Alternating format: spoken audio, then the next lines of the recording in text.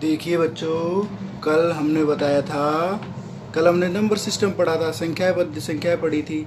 आज हम पढ़ेंगे 2D शेप्स, मतलब द्विमीय आकृतियाँ व उनकी विशेषताएं, मतलब इनकी क्या क्या स्पेशलिटी होती है। 2D shapes and their specialities. जो फर्स्ट 2D शेप होती है वो होता है बेटा ट्राइंगल, जिसको हिंदी में हम त्रिभुज के नाम से जानते हैं। क्या डेफिनेशन होती है? तीन भुजाओं से मिलकर बनी एक बंद आकृति क्या कहलाती है? त्रिभुज। मतलब थ्री साइड्स को जोड़ करके बनाई एक क्लोज शेप जो होती है वो क्या कहलाती है? त्रिभुज कहलाती है। इस तरह से थ्री साइड, एक साइड ये हो गया, एक ये साइड हो गई और एक ये वाली साइड, तीनों साइड जोड़ने पर क्या बन रहा है? एक ट्राइंगल बन जाता है। आगे देखिए बेटा, त्रिभुज के तीनों कोणों का योग 180 डिग्री होता है। त्रिभुज के जो तीनों एंगल्स होते हैं उनका सम कितना रहता है बेटा? 180 डिग्री के इक्वल रहता है। नेक्स्ट देखिए, त्रिभुज में तीन शीर्ष होते हैं। शीर्ष क्या होते हैं बेटा? ये जो इनके कॉर्नर्स होते हैं इनको बोलते हैं हम शीर्ष। क्या बोलते हैं? शीर्ष। तो कितने वर्टेक्स होते हैं? तीन वर्टेक्स होते हैं। तीन साइड होती है, 1 2 3। नेक्स्ट देखिए, कोण कितने एंगल होते हैं? 1 2 और 3 एंगल्स इसके अंदर होते हैं। माध्यिकाएं, और तीन माध्यिकाएं होती हैं। एक तो AC हो गई, एक ये वाली हो गई PC, और एक कौन सी हो गई बेटा? BR हो गई। ये सारी क्या होती है? माध्यिकाएं होती हैं। अब देखिए, त्रिभुज का पेरीमीटर जो होता है, परिमाप कैसे? त्रिभुज का परिमाप क्या होता है? तीनों साइड्स का सम। मतलब यदि इसकी वैल्यू हम A माने, इसकी B माने और इसकी C माने तो टोटल वैल्यू क्या हो जाएगी पेरीमीटर की? A plus B plus C हो जाएगी। और त्रिभुज का अर्ध परिमाप निकालना हो, जिसको हम S से रिप्रेजेंट करते हैं, तो परिमाप का हाफ कर देंगे तो क्या हो जाएगा? अर्ध परिमाप मिल जाएगा। आगे देखिए बेटा, एरिया कैसे निकालते हैं? त्रिभुज का क्षेत्रफल मीन्स एरिया। एरिया कैसे निकालते हैं? 1/2 1/2 गुणा आधार गुणा ऊंचाई, अर्थात 1/2 multiply base multiply height. Perimeter निकालने का एक और फॉर्मूला होता है, जो क्या होता है? देखो बेटा, इसको बोलते हैं त्रिभुज के क्षेत्रफल ज्ञात करने का हीरोन सूत्र। जो क्या होता है? देखिए, इसमें S होता है अर्ध परिमाप, तो S minus A, S minus B, S minus C, जहाँ S क्या होता है बेटा? अर्ध परिमाप होता है। अब इस त्रिभुज की जो भी कंडीशंस थी, जो भी स्पेशलिटीज थी, वो सारी कंप्लीट होंगी। इसके अलावा कुछ रहती हैं, जैसे शीर्षलंब होता है, इसके अलावा जो होता है अंत्य केंद्र वगैरह, ये सारी चीज़ें होती है। लेकिन अभी जो कि क्लास के अकॉर्डिंग है, बेसिकली वो ठीक है। अब नेक्स्ट पढ़ेंगे अपन रेक्टेंगल। चलो रेक्टेंगल के बारे में देखते हैं। चलिए देखिए बेटा, दूसरी जो हमारी 2D शेप होती है वो होती है रेक्टेंगल, जिसको हम हिंदी में आयत के नाम से जानते हैं। इसकी डेफिनेशन क्या होती है? परिभाषा जिसको कहते हैं वो क्या होती है? चार भुजाओं से मिलकर बनी बंद आकृति आयत होती है, जिसका प्रत्येक कोण समकोण अर्थात 90 डिग्री का होता है। मतलब ऐसा शेप जिसके ऑल साइड्स, मतलब जो 4 साइड्स होती है उससे क्लोज्ड होती है, बंद होती है, बट जो पर एंगल होता है वो क्या होता है? 90 डिग्री का होता है। ये देखिए, ये साइड चार साइड्स मिलकर के एक क्लोज शेप बना रही हैं, और ये प्रत्येक एंगल जो है वो कितने डिग्री का है? 90 डिग्री का है। इसी को बोलते हैं हम आयत।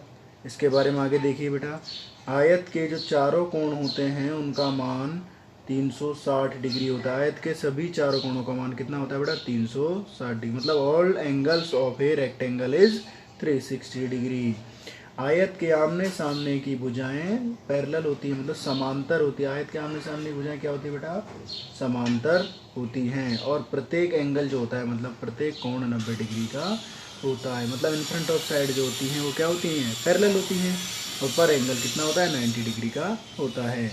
आयत का परिमाप जो होता है वो होता है 2 मल्टीप्लाई लेंथ प्लस ब्रेथ, मतलब 2 गुणा लंबाई प्लस चौड़ाई। आयत का क्षेत्रफल क्या होता है? आयत का क्षेत्रफल होता है लेंथ मल्टीप्लाई ब्रेथ, मतलब लंबाई गुणा चौड़ाई। और पेरीमीटर क्या होता है? 2 गुणा लंबाई प्लस चौड़ाई। चलिए ठीक है, अब नेक्स्ट शेप के बारे में पढ़ते हैं। देखिए बेटा, नेक्स्ट हमारी शेप जो होती है वो होती है स्क्वायर। स्क्वायर जिसको हम इंग्लिश में क्या कहते हैं बेटा? सॉरी, हिंदी में क्या कहते हैं? वर्ग कहते हैं। इसकी डेफिनेशन क्या होती है? ऐसी आकृति जिसमें सभी भुजाएं एक समान रहती हैं, अर्थात सारी की सारी साइड्स क्या होती है बेटा, इक्वल होती है, बराबर होती हैं। और प्रत्येक कोण समकोण होता है, मतलब पर एंगल कितने डिग्री होता है बेटा, 90 डिग्री का होता है। इसी को हम क्या बोलते हैं, स्क्वायर कहते हैं। इस तरह से देखिए ये सारी साइड्स क्या है, ये साइड ये साइड ये साइड चारों क्या हैं, इक्वल हैं। और इसका पर एंगल जो है इस तरह से ये वाला सारे के सारे कितने डिग्री के बेटा, 90 डिग्री के। तो ये क्या है, हमारा एक स्क्वायर है, वर्ग है। स्क्वायर के सभी एंगल्स का सम जो रहता है वो कितना रहता है, 360 रहता है। मतलब स्क्वायर के सभी कोणों का योग कितना रहता है बेटा, 360 डिग्री रहता है। वर्ग में प्रत्येक भुजा क्या होती है बेटा, एक समान होती है। मतलब सारी की सारी जो पर साइड होती है या एवरी साइड जो रहती है वो क्या रहती है, इक्वल रहती है। वर्ग में 4 शीर्ष मतलब 4 वर्टेक्स होते हैं, 1 2 3 4। कितने वर्टेक्स है बेटा, 4। तो वर्ग में क्या होते हैं, 4 वर्टेक्स होते हैं। एंड 2 विकर्ण। विकर्ण किसको कहते हैं, डायगोनल को कहते हैं। विकर्ण किसको कहते हैं, डायगोनल को। ये पी आर डायगोनल हो गया और क्यू एस डायगोनल हो गया। तो पी आर और क्यू एस जो है वो क्या है, डायगोनल है। तो कितने डायगोनल्स होते हैं बेटा, एक स्क्वायर के अंदर 2 डायगोनल होते हैं, मतलब 2 विकर्ण होते हैं। इसका जो पेरीमीटर होता है, वर्ग का परिमाप, मतलब इस पेरीमीटर ऑफ स्क्वायर कितना होता है, 4 मल्टीप्लाई साइड, मतलब 4 गुना भुजा होता है। ठीक है। नेक्स्ट देखिए बेटा, वर्ग का क्षेत्रफल मतलब एरिया ऑफ स्क्वायर कितना होता है, साइड मल्टीप्लाई साइड, मतलब भुजा गुणा भुजा। भुजा का स्क्वायर मतलब साइड का स्क्वायर होता है। और इसके जो विकर्ण होते हैं वो क्या होते हैं, बराबर होते हैं। मतलब स्क्वायर के जो भी डायगोनल्स होते हैं वो क्या होते हैं, इक्वल होते हैं। ये डायगोनल इसके इक्वल रहता है। समझ गए। चलो नेक्स्ट स्टेप के बारे में पढ़ते हैं अब। चलिए देखिए बेटा, फोर्थ जो शेप होती है हमारी वो क्या होती है, पैरेललोग्राम, जिसे हम हिंदी में समांतर चतुर्भुज कहते हैं। इसकी डेफिनेशन क्या होती है बेटा, देखिए, ऐसी आकृति जिसमें आमने सामने की भुजाएं बराबर व समानांतर होती है, मतलब समांतर होती है, पैरेलल होती है और इक्वल भी होती है। क्या कहलाता है बेटा, समांतर चतुर्भुज कहलाता है या समांतर चतुर्भुज होता है। देखो, ये वाली साइड इसके पैरेलल और इक्वल है, ये वाली साइड इसके पैरेलल और इक्वल है। समझ गए। इसको बोलते हैं समांतर चतुर्भुज।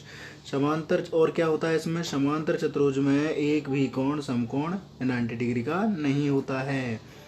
समांतर चतुर्भुज में 4 वर्टेक्स होते हैं, मतलब बेटा 1 2 3 कितने शीर्ष होते हैं बेटा, 4, जिनको वर्टेक्स कहते हैं। वह 2 विकर्ण होते हैं। और कितने डायगोनल्स होते हैं बेटा, 1 और ये 2 डायगोनल्स इसके अंदर विकर्ण होते हैं। समांतर चतुर्भुज का परिमाप वही रहता है जो आयत का रहता है, 2 गुणा लंबाई प्लस चौड़ाई, मतलब 2 मल्टीप्लाई लेंथ प्लस ब्रेथ। समांतर चतुर्भुज का क्षेत्रफल जो है वो रहता है बेटा आधार गुणा ऊंचाई, मतलब बेस मल्टीप्लाई हाइट। ये समांतर चतुर्भुज का क्षेत्रफल होता है। अब नेक्स्ट स्टेप के बारे में पढ़ेंगे। देखिए बेटा, नेक्स्ट शेप होती है हमारी रंबस, जिसे हम समचतुर्भुज कहते हैं। ऐसी आकृति जिसमें सभी भुजाएं एक समान होती हैं लेकिन इसका कोई भी कोण समकोण नहीं होता है, क्या कहलाती है बेटा, रंबस या समचतुर्भुज कहलाती है। देखो, मतलब कोई भी साइड क्या नहीं रहती, सारी साइड क्या रहती है, इक्वल रहती है, बट एक भी एंगल इसका 90 डिग्री का नहीं रहता। इनमें से एक भी एंगल 90 डिग्री दिख रहा है, नहीं है। तो ये क्या है बेटा, एक समचतुर्भुज कहलाता है। वैसे इसको हम पैरेललोग्राम भी कह सकते हैं, क्योंकि इसके फ्रंट साइड्स क्या हैं, पैरेलल हैं और इक्वल भी हैं, इसलिए हम इसको समांतर चतुर्भुज भी कह सकते हैं। अब देखिए आगे बेटा, समचतुर्भुज के सभी एंगल सभी कोणों का योग कितना रहता है, 360 डिग्री रहता है। मतलब जो भी होता है रंबस, उसके सारे एंगल्स का सम 360 डिग्री होता है।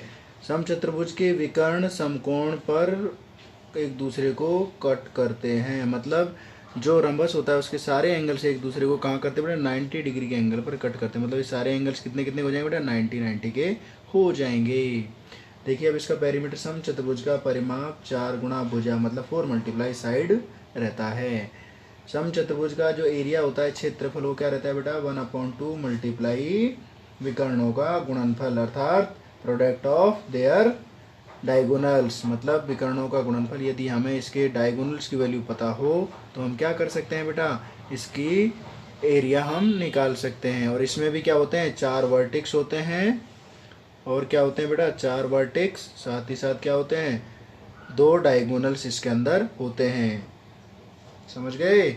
चलो अब नेक्स्ट शेप के बारे में पढ़ते हैं। तो बेटा नेक्स्ट होता है हमारा ट्रेपेजॉइड, जो उसको हम समलंब चतुर्भुज कहते हैं। क्या डेफिनेशन होती है इसकी? ऐसी आकृति इसमें एक रेखा युग्म समांतर होता है, इसे समलंब चतुर्भुज कहते हैं। मतलब ऐसी शेप जिसमें क्या होता है, एक जो लीनियर एक लाइंस का पेयर होता है या जो रेखाएं होती हैं उनका युग्म होता है, वो क्या होता है, पैरेलल होता है।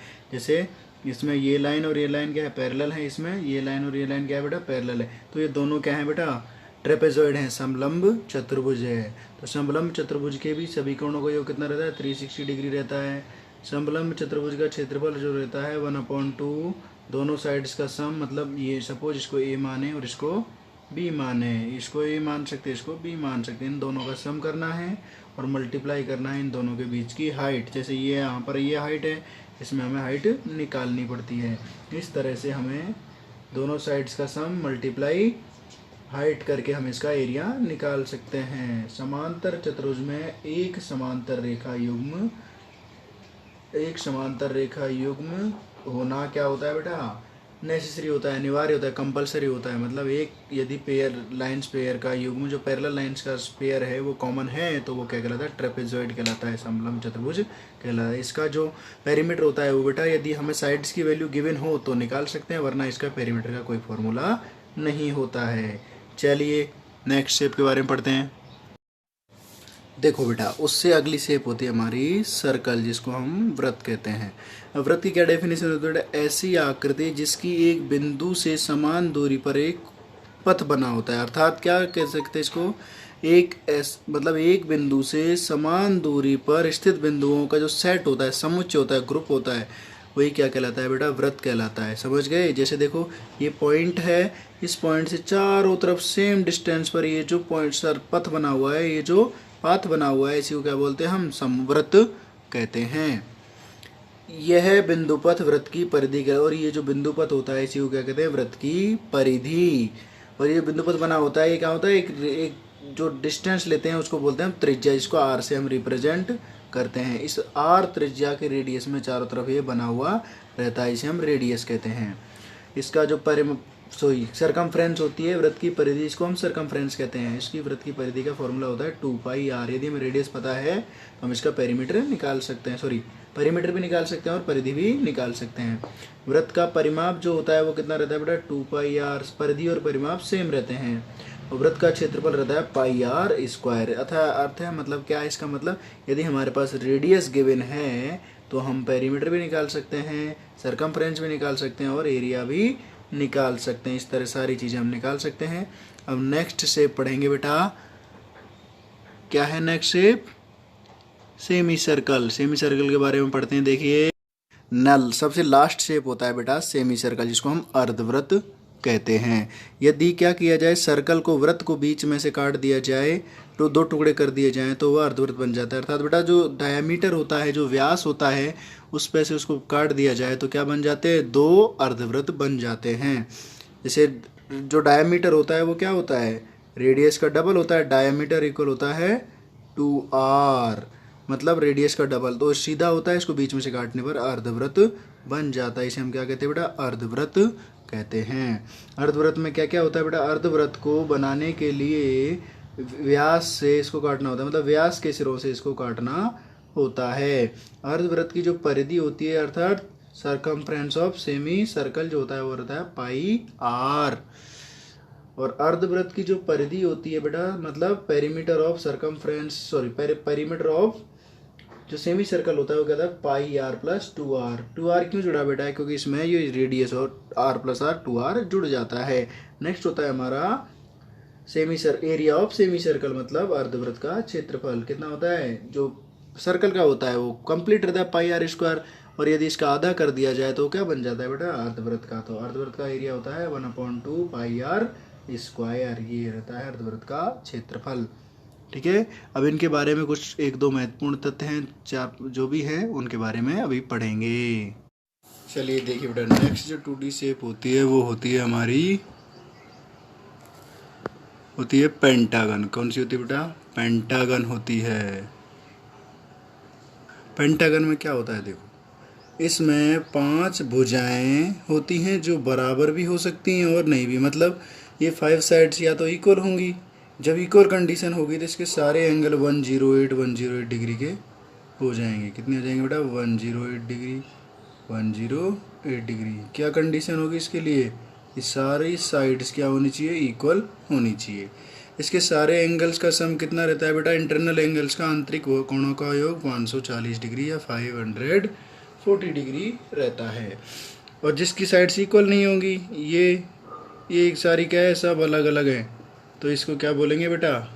मतलब नॉन इक्वल साइडों वाला पेंटागन। मतलब इसमें एंगल इंटीरियर जो अंदर वाले एंगल्स होते हैं इंटीरियर, उनका तो एंगल वैल्यू तो टोटल 540 रहता है, लेकिन इसमें तो सारे इक्वल रहते हैं, इसमें इक्वल नहीं रहते हैं, तो इसका ये अलग तरह का होता है। ठीक है, चलो नेक्स्ट होता है हमारा हेक्सागन।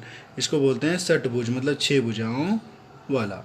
इसमें क्या होती है? 6 भुजाएं होती हैं। इसमें भी भुजाएं 6 बराबर भी हो सकती हैं और बराबर भी नहीं।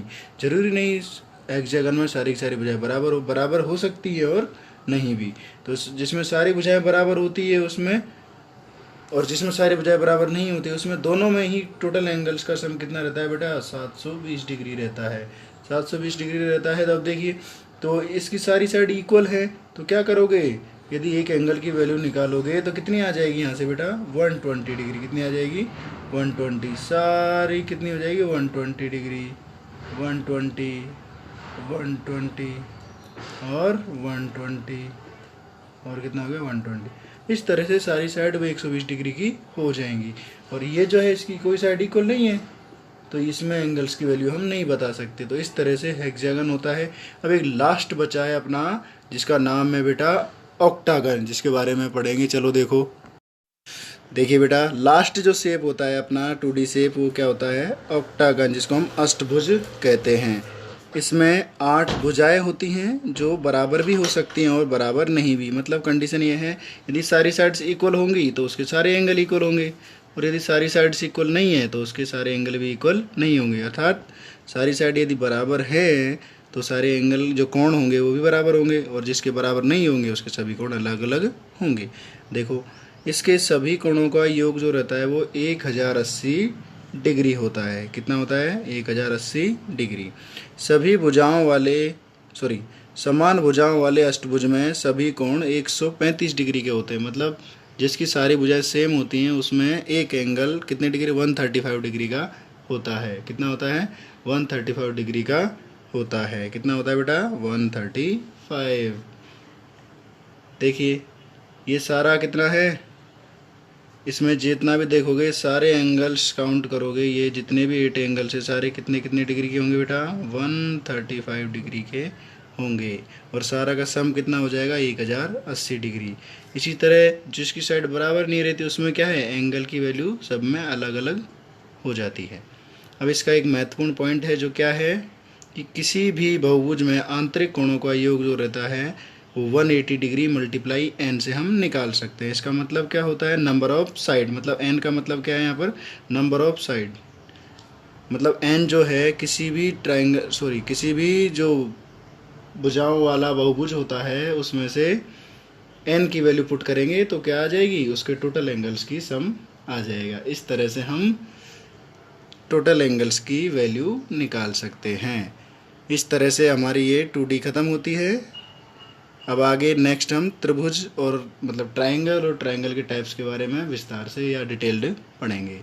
चलो, लाइक करो, शेयर करो और सब्सक्राइब करो।